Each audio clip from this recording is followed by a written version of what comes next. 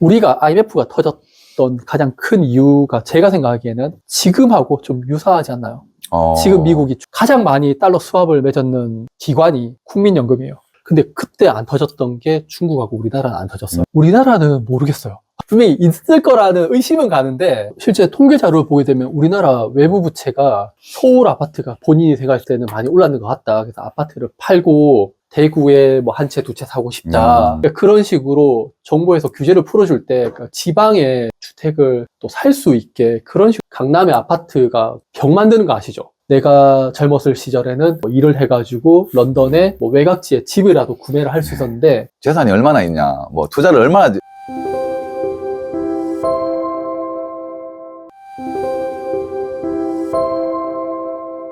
최근 불패로 여겨지던 홍콩 부동산이 40% 폭락했다. 그래서 이제 세계 경제 침체로 보는 시각이 있는데 이런 걸 통해서 이제 한국의 부동산 불패도 어렵다고 보는 전망이 있는데 어떻게 보시는지. 제가 홍콩 문의를 물어보셔가지고 네네네. 제가 좀 찾아봤었는데 정확하게 왜 하락했는지에 대해서는 말씀을 드릴 수 있는 수준 아닌 것 같아요, 제가. 네.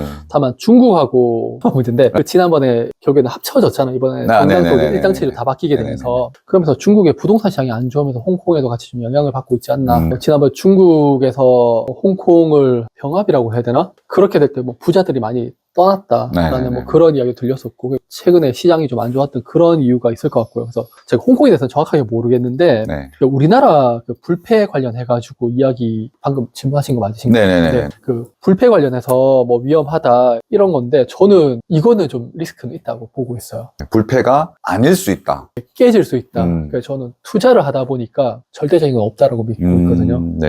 예를 든다면은 2020년이었죠. 코로나 터졌을 때 유가가 마이너스였는 거 아세요? 아, 유가가 마이너스였다. 네, $20였나 떨어졌어요. 그러니까 유가를 사면 돈을 받을 수가 있는. 몇 년도예요? 2020년 그때 코로나 터졌을 때. 그랬던 적이 있었나요? 저는 기억이 없어요. 네, 그리고 독일하고 일본 채권 금리가 마이너스를 기록했어요. 그건 들었어요. 네, 그래서 은행에서 그거 팔았다가 난리 났던 그런 케이스가 있었거든요.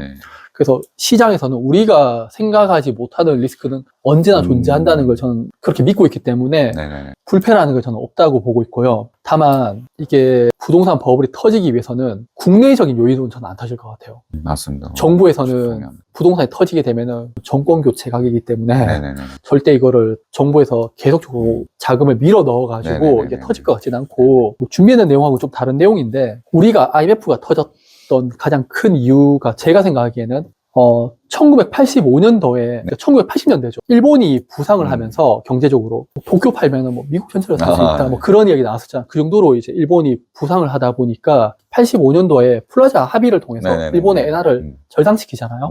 그리고 일본에 대해서 관세적 조치가 들어요. 특히 반도체. 그래서 그 반사익을 삼성이 이제 보게 되었었고 지금하고 좀 유사하지 않나요?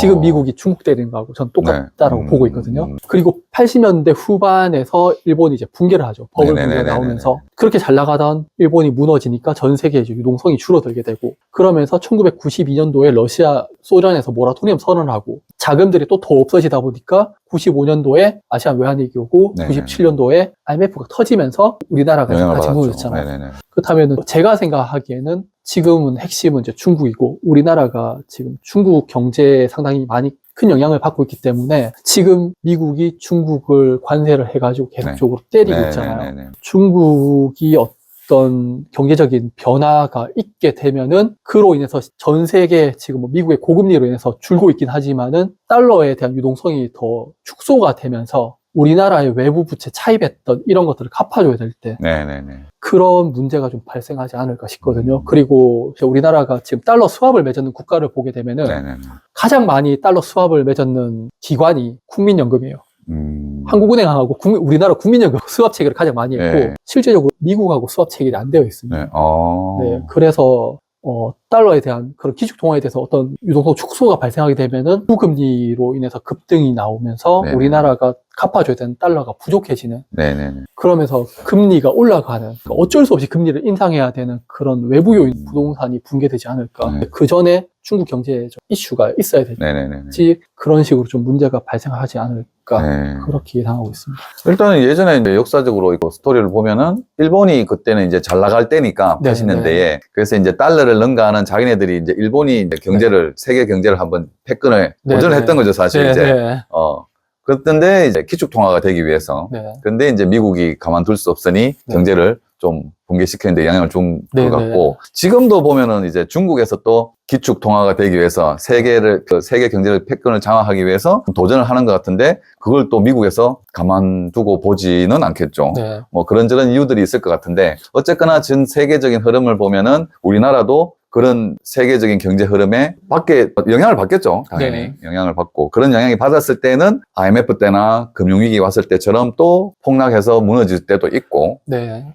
무너졌을 때 다시 또 회복하는 시점은 있겠죠. 네, 네, 예. 분명히 있을 겁니다. 제가 좀 말씀을 많이 이야기하는 것 중에 하나가 서브프라임 때 미국의 부실 채권들이 다 터졌잖아요. 네네네. 그리고 2010년도 유로위기 터졌을 때도 유럽 부동산 뭐 그리스, 포르투갈, 아일랜드 이런 국가들도 부실 채권들이 다 터져가지고 네네네네. 뭐 이탈리아, 그리스 채권이 50% 금리까지만 올라갔던 그런 시절이 있었거든요. 네네네. 근데 그때 안 터졌던 게 중국하고 우리나라는 안 터졌어요. 음. 그 말은 제가 생각하기에는 부실 채권들이 계속 보유를 하고 있는 거 계속 네. 가지고 가는 거죠. 근데 중국 같은 경우에는 그거를 그림자 금융으로 해가지고 계속적으로 이렇게 하다 보니까 문제가 쌓이고 있다는 거를 인지하고 있는 정도고 우리나라는 모르겠어요. 분명히 있을 거라는 의심은 가는데 실질적으로 그게 어떤 형태로 나올지는 네. 좀 전혀 감은 없는데 의심은 가고 있어요. 네. 그래서 터지게 되면 문제는 분명히 있을 겁니다. 그렇습니다. 그래서 외부 영향에 의해 가지고 이제 아까 그 부채를 갚아야 된다. 그래서 네. 우리 IMF 때도 우리가 달러가 없다 보니까 네. 그런 문제가 있었는데,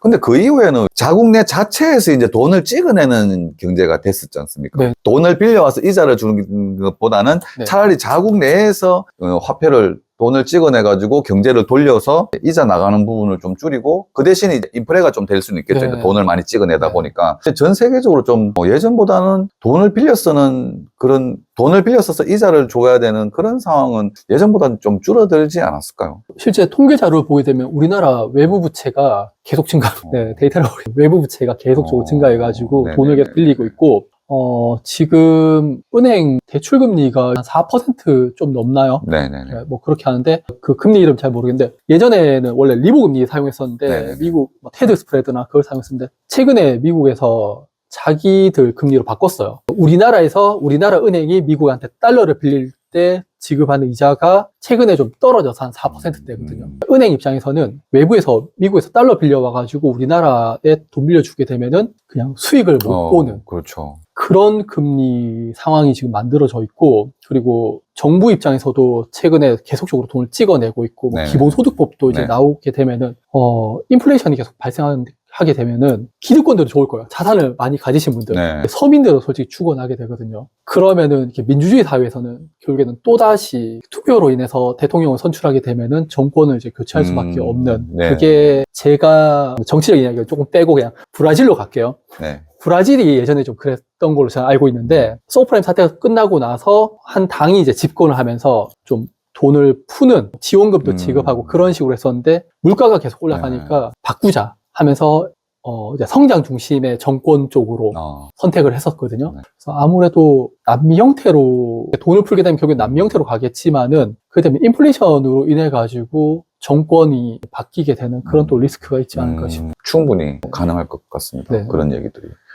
그 다음에 매수에 관심을 가져야 할 것 같은 징후 같은 게 있을까요? 사도 된다. 이 정도 징후면? 좀 신중을 기해야 된다고 보는 게, 대출 이자가 지금 옛날처럼 막 저금리, 미국에서 제로금리 아니죠. 하던 그런 돈을 막 아니죠. 푸는 시대가 아니라 지금 이제 고금리 시대로 가버리다 보니까, 그리고 불과 몇 년 전에 다주택자에 대한 이제 규제가 네. 강화되면서 네네네. 쉽게 매수세들을 움직이지 않을 거고, 넓은 척으로 부동산 전체적이 오른다기보다는 진짜 돈 있는 사람들이 공부를 열심히 해가지고 네. 갈 종목, 네. 특히 최근에 서울 위주로 많이 움직이고 있잖아요. 그래서 그런 쪽, 대구에서도 좀 강세를 보이는, 누가 봐도 이 지역이 움직인다고 하는 그런 지역 쪽으로 좀 매수세가 몰릴 것 같고요. 그렇다면은 외곽지라든지 인구가 줄고 있는 대구시, 지금 네.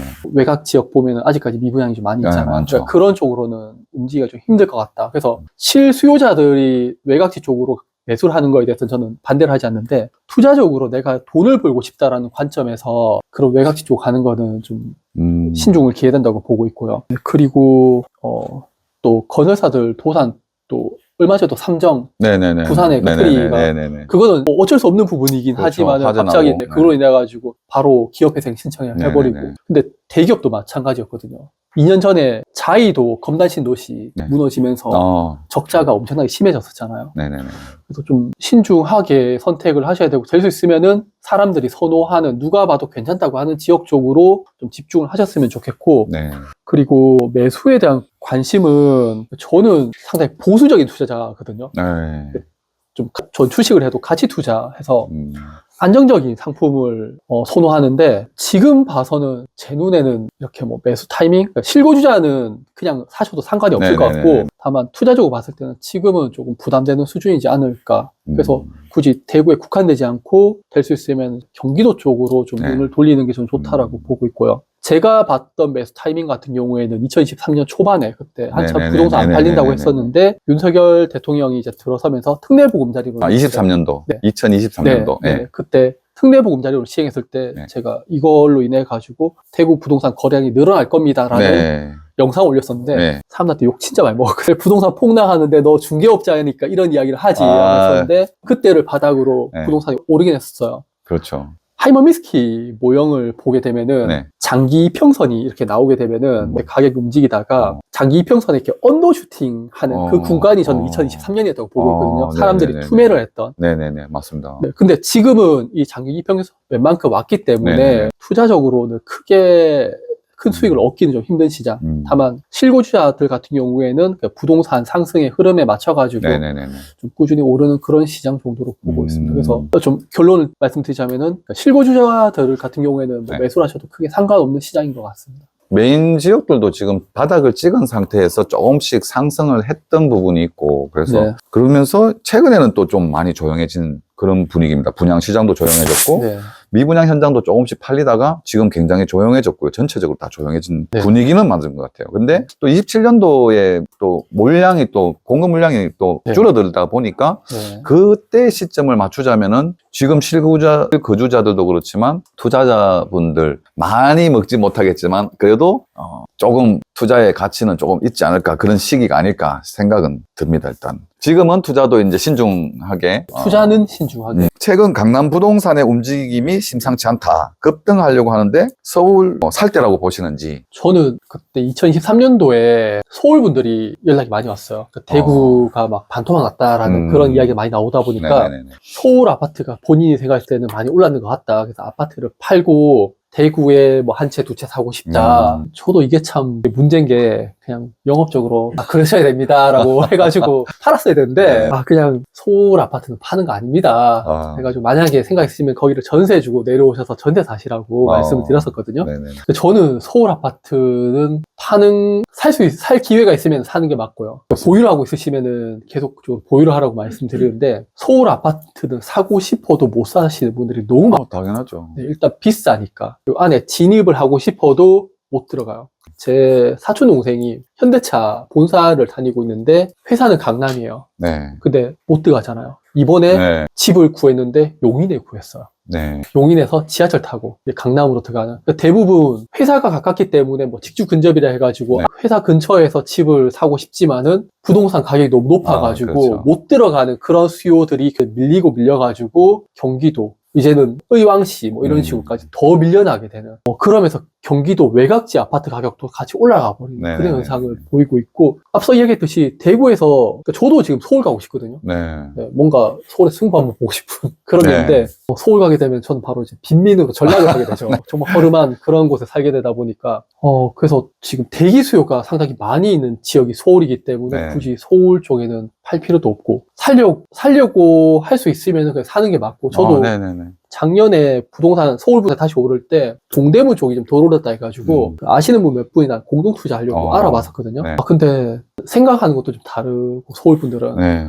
규모도 좀 달라가지고 결국에는 포기를 했어요. 근데 지금 모든 인프라 그리고 모든 인구 직장들이 수도권 집중화가 계속되고 있기 때문에 저는 서울 수도권은 기회가 될 수 있으면 이제 사는 게 맞는 거지. 지금 비싸다고 해도 보통 대형주들이 떨어질 때는 좀 덜 빠지고 네. 오를 때는 많이 오른 네. 것처럼 기회가 됐으면 서울 쪽에서 사셨으면 좋겠어요. 맞습니다. 전 돈이 없어가지고. 근데 누구나 다 그렇게 생각하죠. 네.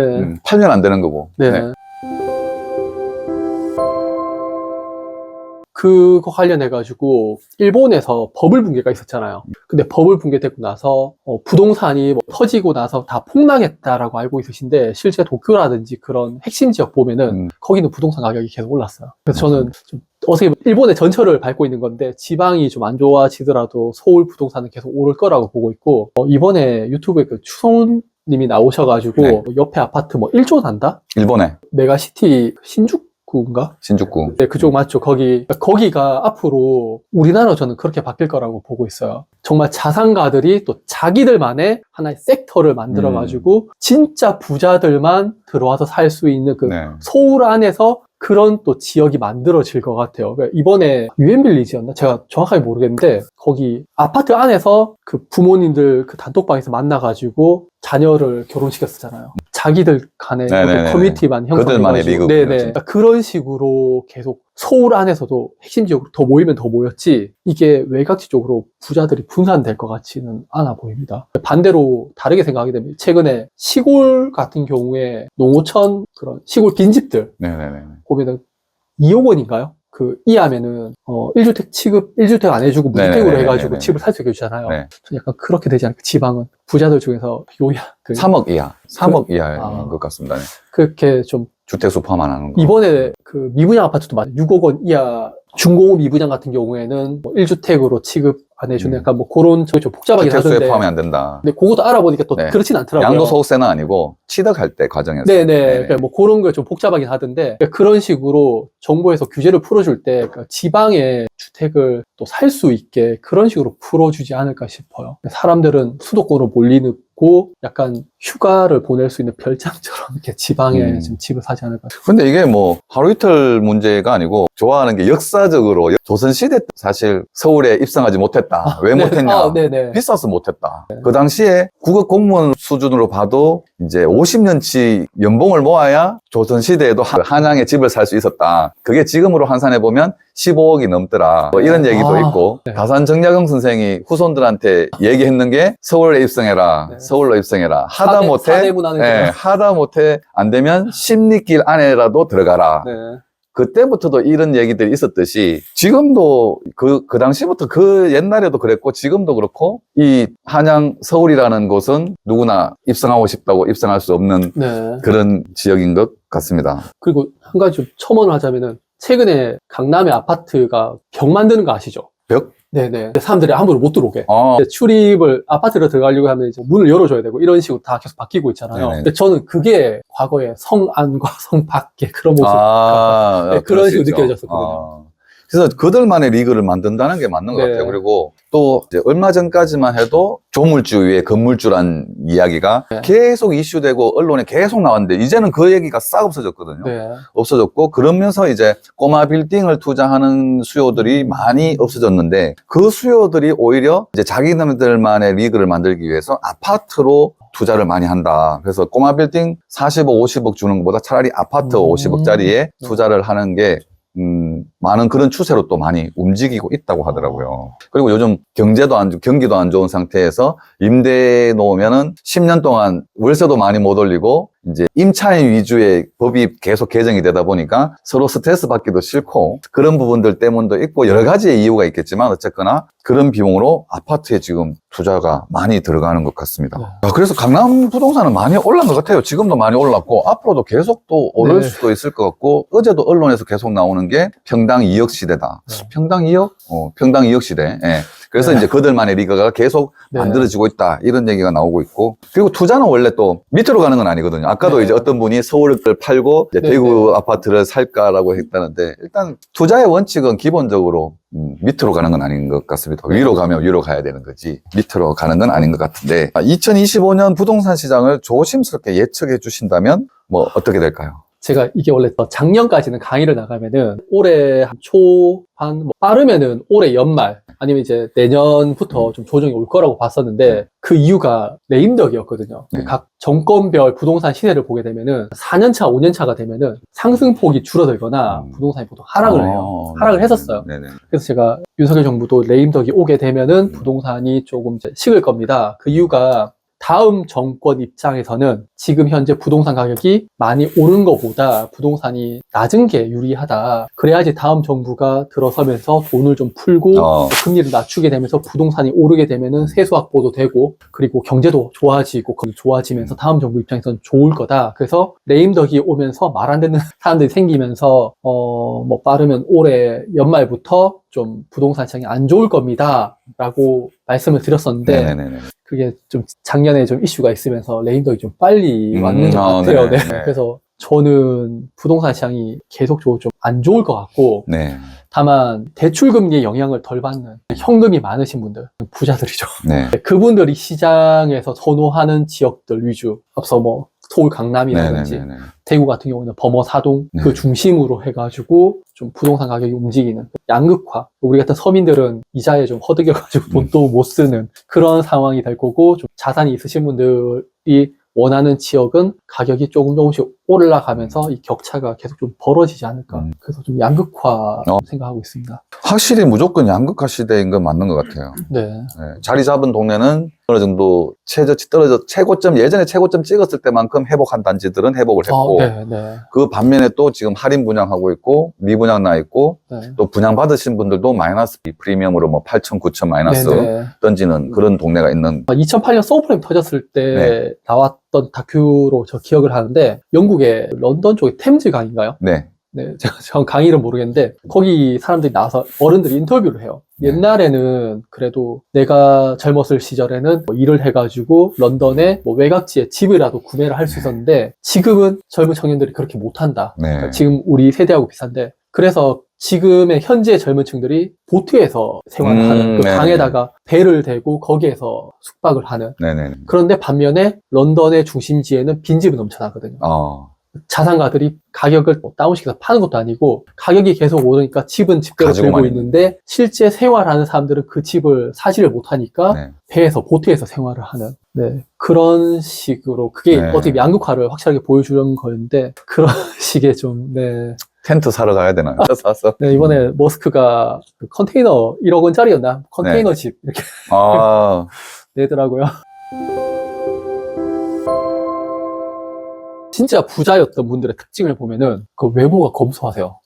근데 전 제 친구 중에도 정말 잘 사는 애가 있는데 네. 걔도 그렇게 다니거든요. 외모 깔끔하게 다니는. 근데 명품을 휘두른다든지 그런 것도 아니고 걔는 집은 정말 잘 사는데 국산차 아반떼를 끌고 다녀요. 얼마 전까지 이번에 아버님이 쓰시던 10년 된 중고차를 받아갖고 쓰고 있는데 진짜 검소했고 지난번에 한 분 만나가지고 이야기를 했었는데 상담을 좀 하고 싶대. 궁금한 게 있다고 차 한잔 하자고 네. 연락이 와서 스타벅스에서 커피를 어머님하고 아내분하고 같이 오셨어요. 그래서 뭐 투자라든지 이런 거에 대해서 제가 궁금한 부분을 1시간 동안 설명을 드렸는데 그분이 마음에 드셨는가 봐요. 제 설명이. 그래서 얼마면 되냐고.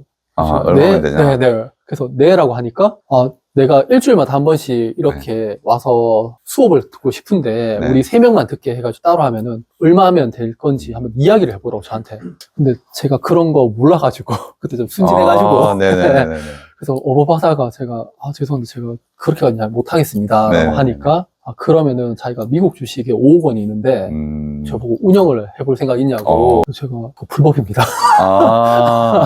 그래서 안 했거든요. 제가 거절하니까 그다음부터 연락이 없으시게 하는데 차도 그냥 카니발. 네, 근데 명함을 받았는데 명함은 좀 이제 규모 있는 곳의 대표님이셔. 딱 봤을 때 사람이 겉모습만 봐가지고는 잘 모른다는 거. 또 반대의 케이스도 있어요. 정말 뭔가 좀 잘 사는 것처럼 이렇게 꾸며서 왔는데 실제 그분들하고 이야기를 해보면은 그분들의 관심사는 저의 뭐 능력이나 이런 게 아니라 자꾸 저의 재산을 물으세요. 아, 네 이만큼 유튜브하고 강의를 하는데 재산 얼마 있어? 뭐 이런 걸 물으세요, 자꾸. 그래서 사적인 거를 뭔가 좀 불쾌하잖아요. 그렇죠. 저 돈 없습니다 하면서 이제 말고 이제 대화를 보통 종료를 하는데 그런 차이점이 좀 있더라고요. 그러니까 진짜 부자분들은 저의 가치, 능력에 대해서 관심이 있으시고 네. 일반 분들은 저의 재산에 관심을 가지시더라고요. 그런 거에 좀 차이가 있었고 인맥을 요구하시는 분들? 인맥을 요구한다? 네. 어떤 인맥을? 그러니까 제가 방송을 하다 보니까 네. 그 중에서 좀 재산이 있으신 분이 있으면 소리를 좀 해달라든지 아니면은 뭐 아는 아나운서나 리포터 있으면 자기 진짜 결혼 개인적인 사적인 네. 얘기네요. 근데 별로 몇 번 보지도 않았는데 그런 분들도 좀 많았어요. 네. 그래서 좀 누가 보자고 하면은 이제는 좀 경계를 하게 되네요. 네. 그러니까 유튜브 보고 사람들이 와가지고 막 이것저것 질문해가지고 네. 신나서 막 설명을 해줬는데 막상 거래는 좀 괜찮아 다른 데에 가서 하시더라고요. 네네네. 그러니까 자기네들이 목적만 받아가고 네. 답만 받아가고 다른 데 가서 거래를 하고 이런 경우가 많죠. 얻으려고 하는 그런 경우가 많습니다. 사장님이 근데 다른 분들은 다 상담을 하면 시간당 상담료 다 받으시던데 유튜브 하시는 분들은 그냥 무료 상담 다 해주신 거 아닌가요? 예전에는 그냥 무료 상담 다 했었고 네. 요즘에는 그냥 이야기를 해요. 그냥 하면은 진짜 하실 분들은 운다고 하시거든요. 돈 낼 테니까 운다. 그러니까 그분들은 진짜니까 솔직히 뭐 돈을 좀 안 받더라도 이거 또 이렇게 이야기하면 또 연락도 전화 많이 올 건데 이게 부동산에 대해서 처음이시니까 다들 사고 팔고 하다 보면은 또 실수가 있을 수 있고 어떤 문제가 생길 때가 있는데 그렇죠. 그거를 거래하신 중개사분들께서 모른 척 하신 분들이 많으세요. 문제가 있는데 모른 척 한다. 해결해줘야 되는데 해결을 안 해주려고 하세요. 돈 받고 끝나버렸으니까 알아서 하세요라고 하니까 저희가 유튜브니까 좀 얼굴이 알려져 있다고 하니까 저한테 이제 도움을 청하세요. 그러면 이게 보면은 이게 남는 장사는 아닌데 그렇죠. 이게 이야기를 들어보면은 이게 좀 안타깝잖아요. 이게 그러다 보니까 좀 많이 그런 부분 좀 제가 그냥 뭐 해서 설명드리거든요. 소라님이 인간적이신 거죠. 이렇게 하게 되면은 뭐 어떻게 다 해결이 됩니다라고 설명을 좀 해드려요. 그래서 막 감사하다고 하는데 그다음 궁금하고 하니까 또 연락 오시면 또 연락 오신 분들한테 박하게 할 수도 없고 또 상담을 해드려야 되는 부분인데 또 그렇게 하다 보면은 우리 시간을 다 뺏기니까 다른 일을 못 하게 되고 이런 경우가 많이 있는 것 같습니다. 일단은 근데 뭐 아까 말씀 주신 것처럼 찾아오시면은 궁금하겠죠. 그게 뭐냐면 당신 이렇게 유튜브도 하고 그렇게 지식도 많고 투자도 많이 하는 것 같고 막 이렇게 얘기하는데 도대체 그러면 당신은 재산이 얼마나 있냐, 뭐 투자를 얼마나 잘 해놨냐 이게 궁금한 사람들도 있을 겁니다. 그리고 또 검소하게 다니시는 분들은 세무적인 부분에서 세무조사가 무서워서 조금 검소하게 다니신 게 아닌가 싶기도 하고 또 원래 정통적으로 이렇게 좀 자산이 있으신 분들은 늘 그렇게 몸에 좀 배어있는 부분이 좀 검소한 부분이 있는데 사실 어떻게 보면 경제를 위해서는 좀 가지신 분들이 좀 써줘야 되는 거 아닐까요? 그게 불법이군요. 이렇게 자산을 맡겨서 이렇게 운영해주는 게. 정석적으로는 불법입니다. 그게 자격증이 있어야 되고 투자 1위업에 등록이 되어야 돼요. 근데 자격증도 없고 거기 관련해가지고 1위업도 등록을 하려면은 2억 원인가 뭐 하여튼 가분금이 그래서 서울 같은 경우에는 그렇게 전문적으로 하는 또 부티크라고 해야 되나? 그런 기업들이 좀 있어요. 자산을 운영해주는. 그래서 진짜 자산가들하고만 해가지고 뭐 수익금이 얼마나 받는. 부동산 유튜브 선배님이신데 혹시 부동산 유튜브로서 저한테 조언해 주실 게 있으시죠? 제가 제 영상을 만들면은 저도 알아요. 교육방송 같다는 거. 근데 우리 교육방송 안 보잖아. 재미가 없어가지고 이게 가장 중요한 게 썸네일이 가장 중요한 것 같아요. 사람들이 클릭할 수가 있는. 그래서 많은 유튜버들이 자극적인 문구, 사진 이런 걸 넣게 되는데 저도 조회수가 안 나오다 보니까 결국에는 내용을 어떻게든 뭐 하던 것보다는 썸네일에 좀 신경을 쓸 수밖에 없고 대표적으로 어머님들이 불륜 드라마 많이 보잖아요. 다들 욕하시면서 하는데 막상 시청 시간 되면 다들 그거 보시잖아요. 그렇죠. 똑같은 것 같아요. 그 유튜버도 자극적인 거 만드는 게 조회수가 올라가고 좀 구독자를 끌어들이는 것 같고 그래서 많은 분들이 그쪽으로 하는 것 같고 저는 그래도 내용적인 측면에서는 좀 정석적인 거, 분석적인 거를 해서 구독률이 좀 높은 것 같아요. 다행히 조회수는 떨어지는데 그래도 영상을 보신 분들은 구독을 좀 해주시더라고요. 그래서 그 부분에 대해서 좀 조율을 좀 잘 본인 간에 좀 어떻게 협의를 하셔야 될 것 같아요. 내가 좀 자극적인 영상을 만들 건지 아니면 그래도 난 정통적인 분석적인 영상을 만드실 건지 그런 거를 좀 하셔야 되고 그리고 시의성 지금 이 이슈가 터졌을 때 그 이슈에 대해서 다루는 거 그거를 잘했던 유튜브가 이제 백카 사람들이 네네네. 욕을 하고 비난하지만은 이슈가 되는 거를 정말 네. 잘 다뤘던 뭐 음. 백카 유튜버라고 보통 얘기하는데 네네네네. 그러니까 부동산 같은 경우에도 좀 그런 거 그러니까 최근에는 뭐 폭락 무너집니다. 네네네. 이것은 조회수가 막 올라가는 네. 아니면 좀 가성비 있는 그런 아파트 좀 다루시면은 최근에 좀 조회수가 나오더라고요. 피디님, 우리는 자극적인 것보다는 전통적인 쪽이죠? 교수님이시라가지고. 네, 그렇죠. 근데 사실 자극적인 거 주면은 인기 있을 수 있죠. 폭락한다, 뭐. 네네. 근데 그렇게 제 생각에는 폭락은 하지 않을 것 같고, 네네. 그 다음에 이제 상승장 분위기로 갈 것 같은데, 근데 뭐 제가 뭐 하락론자, 상승론자, 저도 상승론자는 아니지만 중도의 입장에서 이렇게 보면 모든 경제 여건이나 모든 공급이나 수요 어떤 경제 상황이나 모든 걸 봤을 때는 그래도 이제는 조금 상승 분위기로 가는 게 맞지 않을까. 네네. 요즘 흔히 이제 유행하게 얘기 많이 하는 이제 도파민 이제 막 이런 네, 맞아요. 자극적인 자료를 가지고 드라마 아까 얘기하셨듯이 그런 데서 이제 도파민을 일으키기 위해서 그런 영상을 많이 하던데 그래도 내용적으로 좀 전통적으로 네. 가려고 하고 있습니다. 저도 그런 쪽으로 생각을 하는데 사람들이 구독해 주신 분들이 내용 너무 좋아요라고 말씀하시는데 조회수가 그게 답답한 거죠. 저는. 그렇죠. 영상을 예. 막 힘들게 만들었는데 자료조사 다 하고 이렇게 만들었는데 저는 투자적인 관점에서 부동산이 떨어지다가 또 오릅니다라고 이야기를 하면은 막 폭락한다고 그때 봤던 사람들이 저를 네. 비난하기 시작을 하고요. 그렇죠. 또 이제 오른다고 하다가 얘 좀 부동산이 좀 조정이 올 겁니다라고 하면은 부동산이 오른다고 해서 보셨던 분들이 또 저를 욕을 하는 네.